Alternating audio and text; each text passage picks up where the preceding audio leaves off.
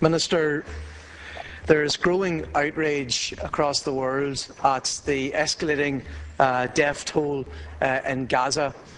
Gaza, with a population of about 1.8 million Palestinians, is essentially an open-air prison. It is a community of people who are dispossessed, moved away from their homeland for decades, and they've had to endure that profound injustice. But once again, they are under onslaught. Over 200 have been killed in recent days. Over 80% of them are civilians, women and children. We've all seen the horrific images coming in every day, almost every hour at this stage. The worst, there's so many stories I could tell you, but the worst has to be the entire family wiped out, 19 of the Gaza police chief. This is an attack, an onslaught yet again by the Israeli state that appears to go unchallenged. And what I want to know today is what you, as our Minister for Foreign Affairs, and what our government has done to challenge the Israeli state on their repeated onslaught against the Palestinian people. And now, it's deeply regrettable that there are rockets firing in the other direction, but let's be sensible here. Israel is one of the biggest armies in the world. They have a navy, they have an air force, they have nuclear weapons, they have missile defence systems. They absolutely are on a different scale completely from those in Hamas and other groups that have been launching rockets made within their own areas and territories. This is not a real fight or conflict. This is an onslaught, a genocide against a people. So, Minister, what will you do about this? Will you call in the Israeli ambassador and represent the view of the Irish people once and for all that this state, this rogue state, this state that's engaged in repeated acts of terrorism is confronted once and for all? I thank the deputies for raising this important issue.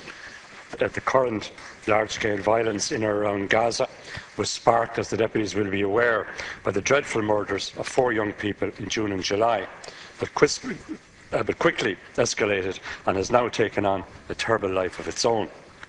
An estimated 1,260 rockets have been fired from Gaza at Israeli cities, including Tel Aviv and West Jerusalem, and at the nuclear reactor at Dimona. Israel, in response, has carried out some 1,750 airstrikes on Gaza. These are stated to be aimed at missile launchers and other targets associated with Hamas and other militant groups. However, as is always the case, it seems the resultant casualties, now estimated at approximately 205 dead in Gaza, include a very large number of civilians. Israel has stated that it seeks what it describes as quiet for quiet. That is, a resumption of the truce, which is largely held since November 2012.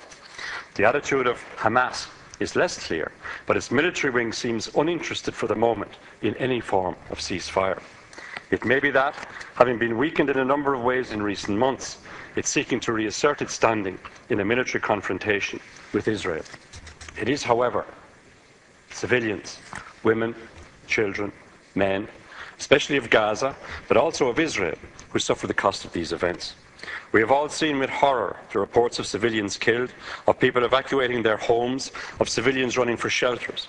I share entirely the views expressed by Deputy Wallace, Deputy Daly and Deputy Mac Lochlainn, and indeed by many members of the public, that this is utterly unacceptable. Our position is very clear. This violence and its cost to civilians is just not acceptable. On taking office, I issued a statement on Monday calling for an end to firing by both sides and a restoration of the truce.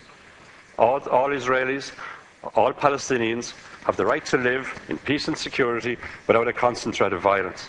My predecessor, who has also made a similar statement on behalf of the government last week, spoke directly to the Israeli and Palestinian ambassadors last Thursday and asked them to convey urgently to their authorities our great concerns about the situation and our call for restraint and an urgent de-escalation of the crisis, full respect for international humanitarian law and a restoration of the ceasefire. I'm glad to have the opportunity of today's debate to restate the position of the Irish government quite clearly. I was very encouraged by the proposal on the part of the Egyptian government for a ceasefire to come into effect yesterday, and by the acceptance of this proposal by Israel, which then halted its military operations for a number of hours. I say with regret, missile attacks from Gaza into Israel did not cease, and attacks in both directions are now continuing. There's no indication yet that Hamas are disposed to accept a ceasefire. I nonetheless hope that the Egyptian government will persevere and that it will be possible to achieve a ceasefire very soon. High Representative Catherine Ashton has made similar calls on behalf of the European Union, as have many of my EU colleagues. The EU heads of state and government at their meeting today are expected to issue a statement restating these calls. The Foreign Affairs Council next week, which I will attend, will also address the crisis in Gaza and will hopefully have an opportunity to consider the longer-term implications for the peace process of recent developments on the ground and an appropriate EU response. Finally, we are of necessity focused now on achieving an end to the current wave of attacks. But this government has consistently stressed that until the continuing blockade of Gaza is brought to an end, these cycles of violence are always going to reoccur. This is a matter to which we return. I thank the deputies for raising this issue. I'm keeping a very close eye on the situation, and I regard what's happening as utterly and totally unacceptable. Thank you, Minister. Deputy Mac Lochlainn. Minister, you'll know that a few years ago the European Union, in an important report, heavily condemned Israel for the continued settlements in the West Bank. Essentially, the 1.8 million Palestinians living in Gaza are in an open-air prison. The Palestinian people in the West Bank are occupied.